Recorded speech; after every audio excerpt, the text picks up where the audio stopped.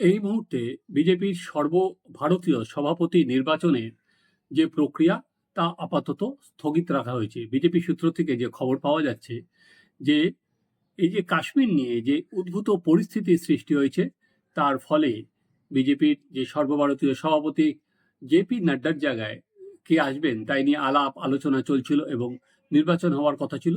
শুধুমাত্র যে জাতীয় সভাপতি নির্বাচন নয়, জাতীয় সভাপতি নির্বাচন হতে গেলে অন্তত ৫০% রাজ্যে বিজেপির রাজ্য সভাপতি নির্বাচন হওয়া দরকার। সেক্ষেত্রে আরো ৫ থেকে ৬টি রাজ্যের নির্বাচন বাকি ছিল। এখন সেই সভাপতি নির্বাচন ৫ থেকে ৬টি রাজ্যেও আপাতত স্থগিতের দিকেই গেছে। এবং এই ৫টি বা ৬টি রাজ্যের মধ্যে কিন্তু আমাদের পশ্চিমবঙ্গ আছে, যেখানে সুকান্ত মজুমদার একই সঙ্গে কেন্দ্রীয় মন্ত্রী ও রাজ্য সভাপতি। ফলে রাজ্য সভাপতি নতুন হওয়ার কথা এখানেও।